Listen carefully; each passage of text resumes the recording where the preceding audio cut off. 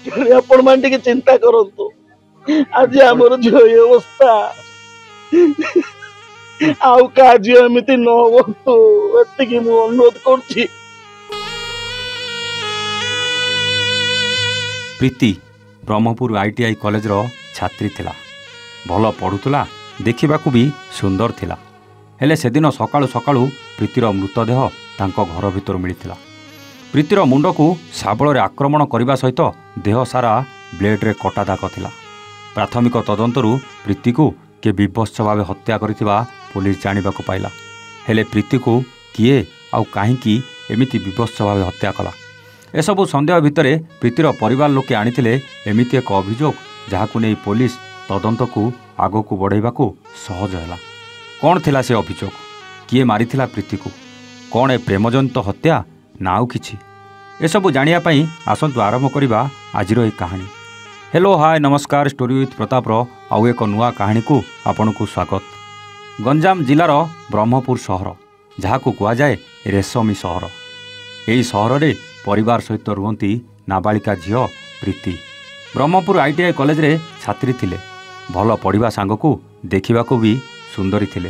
हेले सेदिन सकाळु सकाळु घरे केही नथिबार सुजोग नै घरे पसी प्रीति को प्रथमे शाबଳରେ आक्रमण करी मुंड फटाई देला परे ब्लेड्रे देह को काटी रक्ताक्त करी मारी देई चली जाइथिले।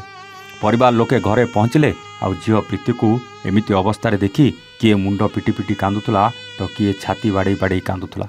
ता भितरे पहुँची जाइथिला ब्रह्मपुर पुलिस आ घटना को गुरुतर सह नहीं तदंत आरंभ कर देइथिला। प्रथमे शव व्यवच्छेद परे परिवार लोकंक ठारू घटना विषय जानिबाकू परिवार लोकंकू पचरा पचरी आरंभ कर देइथिला पुलिस। आउ परिवार लोके जो अभियोग आनिथिले आपण सुनिले आपणक पाद तळू माटी खसीजिवो। थरे नजर पकांतु ए युवक उपरे। ए युवक हेउची खोर्धा जटनी अंचल मुना खां। ये कुआडे प्रीति को एक तरफा प्रेम करुथला आउ आगरू प्रीति को सबुबेले रास्ता घाट रे हैरान करुथला। प्रीति एसबू घटना परिवार लोकंक आगरे कहवा परे एई युवक मुना खां विरुद्ध रे थाना रे अभियोग मध्य देइथिले।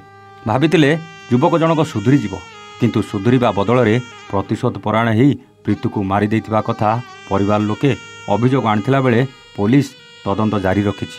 हेले सतर कौन मुना खां एकतरफा प्रेम करी विफल हैला बोली कौन प्रीति को एमिति नृशंस भाव हत्या करिछि ना प्रीति मृत्यु पछरे आउ कौन रहस्य लुचि रहिछि? जदि सतरे मुना खां ताकू प्रेम करुथला ताहले ताकू जीवनरू केमिति मारी पारला?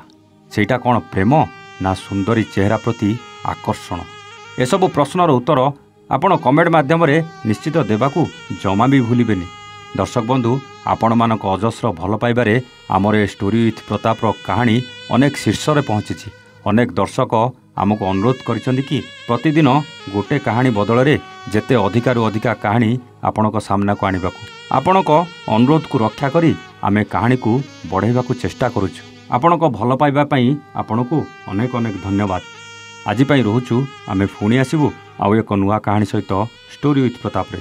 सेतेबेले जाए नमस्ते, जय जगन्नाथ।